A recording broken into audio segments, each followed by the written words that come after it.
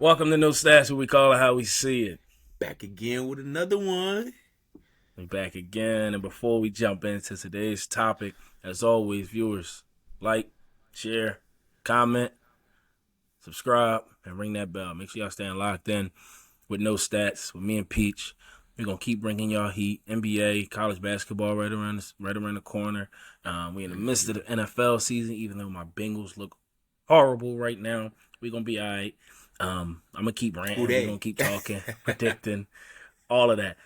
So make sure y'all stay locked in. And Peach Buccaneers is 3-1, but I ain't want to bring that up. This is not an NFL take.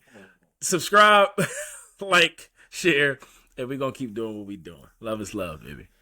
Love is love, man. Watch the handle, it takes skill. We gotta run it back. We in the field, and you said it Jason Jack. You in your field, we looking for the facts. Let's keep it real, yeah, we talking no stats. Yeah, we talking no stats. Yeah, we talking no stats. Savage, I know this is an NBA take, but I appreciate you reminding me that the Bucks is 3-1. All right, on their way to go win to the this NBA division. Make sure y'all check out. We're gonna be dropping a recap tomorrow. For all our NFLs out there, make sure y'all tune in. But it's time for the favorite segment of the day, the NBA. The month of October, I fucking love it. NBA's back to 24th training camp this week, man. Yeah. So much to talk about. Y'all can see how hype I get. But first things first, let's talk about a guy that's, we're big fans of. Jrue Holiday, aka 6'5". 6'5". 6'5", baby. One of my favorite point guards since coming into the league. Landing with the Boston Celtics, which I think was a phenomenal pickup for them. I knew he was going to end up going somewhere. I knew he wasn't going to be able to stay in Portland, because you obviously can tell that Portland is bought into the young guys. Hats off to them, because not too many franchises do that sometimes. Absolutely. Sometimes they stunt the growth of the players that they bring in and shit. Yep. But Jrue Holiday landing in Boston, I think, was phenomenal. You still keep Derek White. You still got Peyton Pritchard, who I think is going to get, more minutes now. Now that backcourt is kind of like cleared out. You don't got Marcus Smart, you don't got Malcolm Brogdon anymore. So he might step up a little more. I think the Celtics can tweak a lot of lineups here. You can obviously start Jaylen Brown and Jason Tatum, and then go Porzingis. Bring the vet Al Horford off the bench. I was a little disappointed that they lost Robert Williams. I feel like he was a paint presence on the defensive end, altering shots, blocking shots. I think they're gonna miss that. I do think they're a team that kind of maybe needs to explore bringing in one more big. I mean, you lose Grant Williams and Robert Williams. So I think that's asking a lot of Al Horford at this point in his career to play, big minutes and hold things down. Porzingis is phenomenal, but him being the only, big out there raises a little bit of question marks on my end. But on the Jrue Holiday signing, I think this is huge. I think he brings that. Jrue Holiday is one of them players that's not too high, not too low. He can go out there, he can get you 18 to 22 points, and he's going to guard the best perimeter guy. And I think this brings another guy. You seen with the Celtics last year with Tatum and Brown. You didn't know who was that third guy outside of those two guys. I mean, some games Derek White would be that guy. Some games Marcus Smart would be that guy. You might get a vintage game from Al Horford, but I think now you got a guy like Jrue Holiday. Brogdon too. You got a guy like Jrue Holiday now that you can trust. That can go out there and be a consistent player on top of with the addition of Porzingis. But I know I shot out of the gate right there a little bit, bro. I want to hear some of your thoughts on this Jrue Holiday addition. Yeah, I'm going to talk about Jrue Holiday, but you made a great point, because I'm just looking. I had to pull it up because I'm like, who is the depth at the forward and the center positions? Like you mentioned Peyton Pritchard and things like that, and I know they had Sam Hauser, but you're right, bro. I mean, they got Luke Kennard, or Luke, is it Kennard? I just seen somebody. Cornette. Yeah, that's his name. Yeah. They're not really. I mean, they brought in Lamar Stevens from from probably be a Cleveland. little bit of small ball forward then. I don't know where the depth is, and Yeah, I just and wanted that to bring that defensive up. presence too. And that defensive presence, and also that guy like Grant Williams was, who was the muscle, Yes. who played that role for the team, the enforcer, if you will. Mm-hmm. Now, I say all of that, but my initial thought was, damn, the Celtics just jumped the Bucks. That was my initial thought when I seen the trade.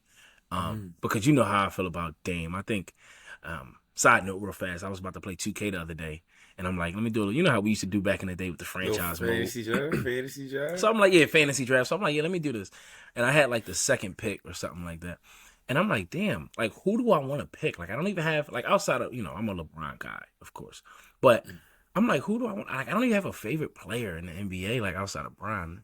It was just a thought that came to my head. But anyway, Dame would probably be the other guy. That's how I got there. But when the Bucks got Dame, I was like, I think they can win this chip. But I think the addition of Jrue Holiday to Boston was huge, like you said, bro. I think that brings a defensive presence from a guard standpoint, right? Because let's not forget, Jrue Holiday, and where was he at when they locked down? Pelicans. When they locked up Dame and CJ. Yes. Yes. So I'm sure Dame still wake up out of his sleep and sweats thinking about that matchup, right? And then also, which I'm hoping that we get to see Bucks Celtics in the Eastern Conference Finals. I think that should be it. The NBA don't mess that up. But I think Jrue Holiday is a good matchup for Damian Lillard. He guards him well, and then also, right, that's a team where Jrue Holiday just got, off the record saying that I want to spend the rest of my life in Milwaukee, and for a team to let you go, I don't think there's no like personal bad blood, but that hurt a little bit, and you would want to get over on them and say I beat them. I think that's going to be key for them, right? And also the fact that the Celtics been on the edge of winning the championship these last couple of years. Jason Tatum, what is he, 25, 26? He hasn't missed the playoffs, been in like the Eastern Conference Finals almost every year. Jaylen Brown should hopefully get better. I know he crumbled a couple times.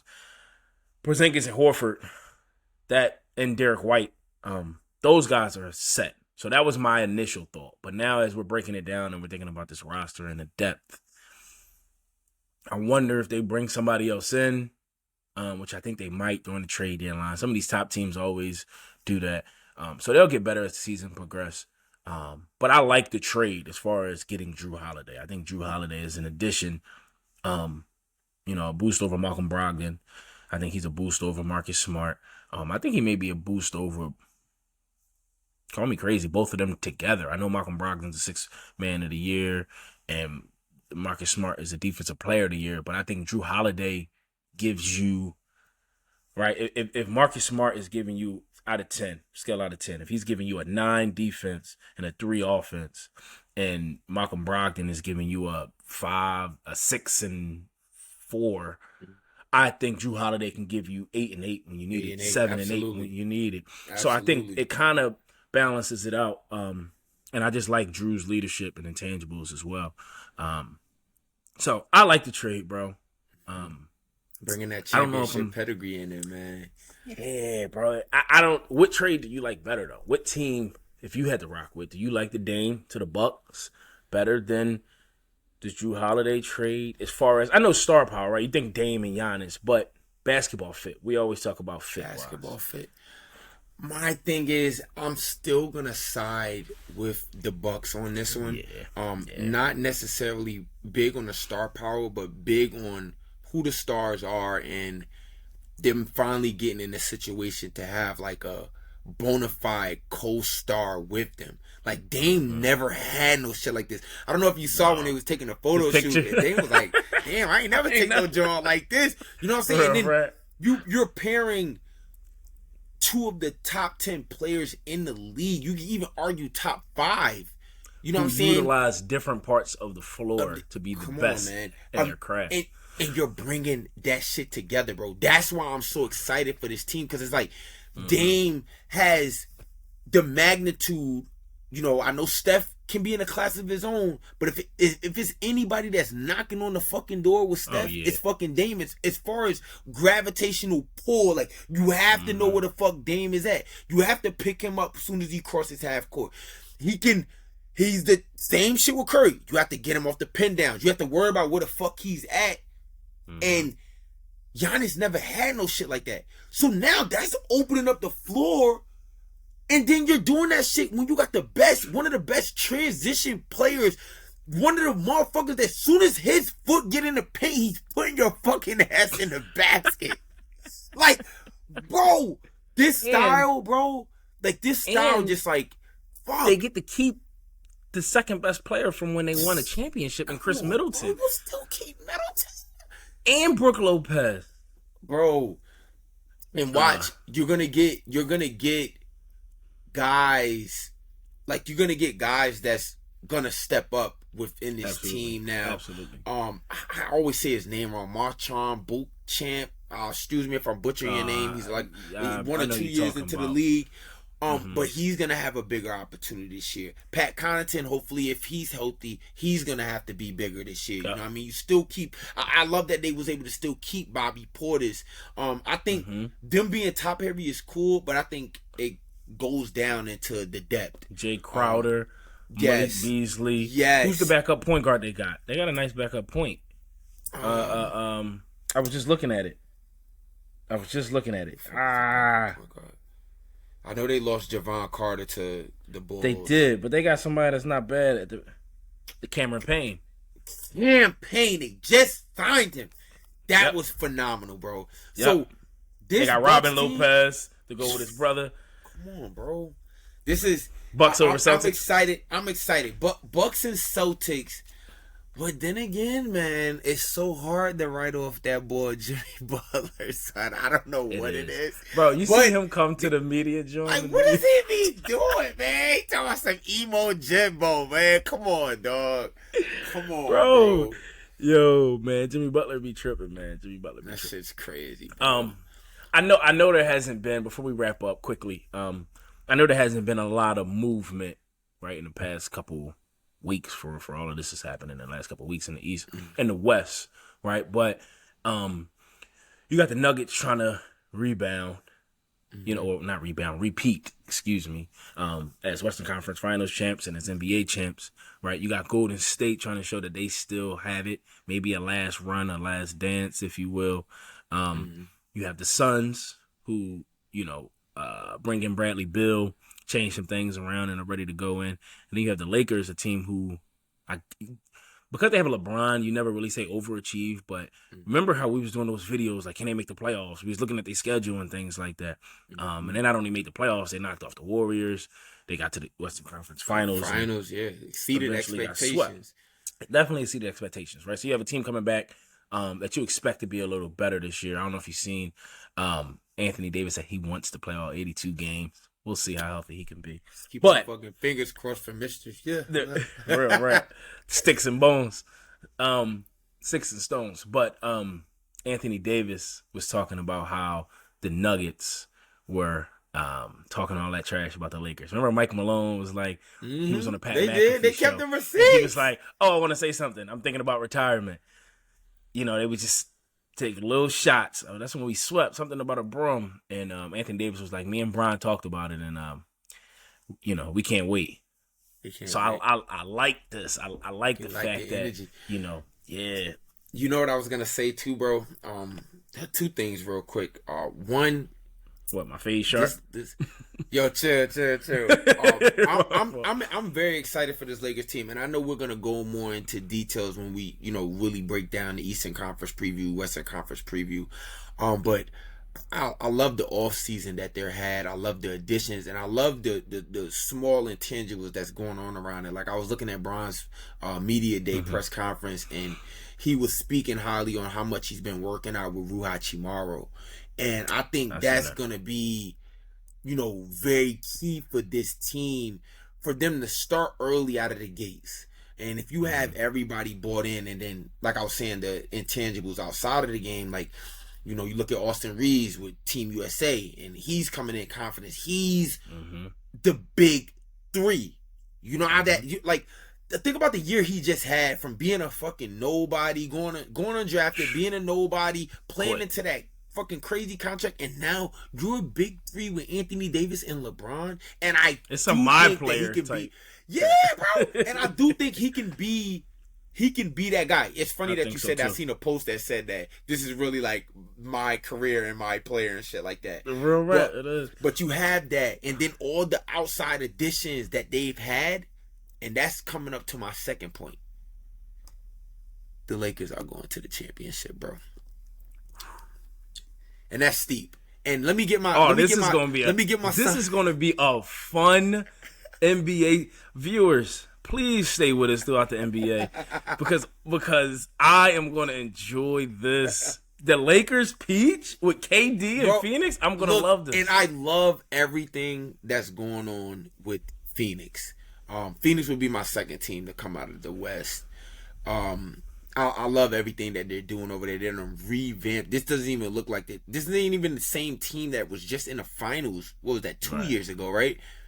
Yeah, 2 years ago. Yep. 3. Well, technically 3 now because you had this the Nuggets, Warriors, and then them. But I'm excited for Phoenix with the additions of Nurkic, with Bradley Beal. I just when you're so top heavy like that, and you're still trying to like, they didn't even give Booker and KD time to like settle in. And then you automatically bring Bradley Beal in. So this is what I'm kind of like skeptical on about them going forward into the season. Still trying to figure out their identity, get this, because it's another adjustment now. I know that they're basketball players, they're professionals. This the shit that comes with it. But these guys are all superstars in their right, and like, how quick can they adjust into a competitive Western Conference? And I'm not saying that they're not going to win games, but when it comes down into the playoffs, is this a team that can win 3 series while still trying to figure shit out on the fly? Still no point guard. You know what I mean? The depth at the center position is their defense. Like, who's really guarding your best players? I mean, you could obviously start Josh Okogie and have him, start the 3, guard your best perimeter guys, have KD at the 4 with Yusef Nurkic, but it's like, Nurkic ain't that much of a huge defensive guy, so... Heck no. If he has to play Jokic, if he has to play AD, if he has to... Golden State is a different thing, but Jokic, AD, I'm trying to think of the top teams that got bigs, that you're going to have to run into. I was smiling because you said Josh Okogie. I was going to say, I give Josh Okogie 15 right now, fresh off the couch. I don't want to do too much. Predictions. I say that for the Western Conference preview and stuff like that. Yeah, because I was going to ask you who you had coming out of the East, but I don't want to give that because that's something that we're going to build up to, and give our predictions. But I love that Lakers. You put a big smile on my face with that one. I think it's just it's so many things that just point towards it. And I think this year, we're gonna go through a change. I think the Lakers finally get over that hump again. Because they kind of like after the championship in the bubble, they kind of like, and not completely dropped off a cliff, but they made stupid moves, the injuries with Bron and AD over the years. So I think this year, if they can, they're gonna want to start the season on a good note. I think Anthony Davis comes in and dominates, and this team got a taste of like what they can actually be. So I'm excited for these Lakers, man. Hopefully I don't got to renege on this and they start the season fucking 4-10. Anthony Davis fucking loses his shoulders. Bro, I'm excited for the NBA season, bro. I can't wait to talk. There'll be more videos coming out, but I can't wait to talk about Dallas, right, and Kyrie and Luka and the Sixers and Embiid and Maxey and where they're going. What about James Harden, the Clippers, and it's so much I want to talk about. But we'll get to that, so make sure I stay locked in. But the last thing I want to say, bro, I seen a post. Detroit Pistons tickets are selling for $2, and it was like, look, Detroit Pistons tickets selling for $2, bro. And it was a picture of the ticket, and it was a picture of a McDonald's hash brown, and it was the same price, and it was like, which one should I cop? I was dying. I was dying. Oh, bro, man. somebody send Detroit some help, man. But you know, some of these teams just be in these they be in these crazy funks, and I think you just need to hit in the draft for like, and even that doesn't even guarantee you. They could have got a Russell Westbrook to put some butts in the seat, because right now they just giving away tickets and hoping people buy juice and pretzels in the concession stand to keep the lights up the concession prices. Real rap, bro. That's all they doing. $2 for the ticket, but we hoping you come with your family, so the kids want juice and pretzels and hot dogs, and you spend your money there so we can generate some revenue. I know what they doing. Get the hell out of here with the $2. Okay, tell Kay Cunningham we need fucking 26, 7, and 7 this year, man. You got some couple shooters around him this year, though, man. You still got Bogdan in there. They just picked up Joe Harris. You know what I'm saying? Hopefully they get rid of fucking Killian Hayes. Man, hopefully, who coming out in the draft this year? That's who they hopefully getting. I like Jalen Duren. I like Duren. He's a fucking. They're nice young pieces, bro. But I'm saying, as far as competing, they won't make the playoffs. They won't make the play-in. Just figure out who's the next big guy. And I don't even know who that is right now coming out in the draft, but figure out who that is and circle his name. This draft type. I'm like, no disrespect, and I know college hasn't started, but this draft is a little bit on the weak. Bronny's draft, yeah. It's a little bit on the weak, just a little bit on the weak side. We say that now, but there could be guys that, especially, in college basketball, that grow into their own and become dogs in a year. So we'll keep our eye out. We shall see, man. We shall see. Oh, man, I'm hyped for NBA, baby. Me too, bro.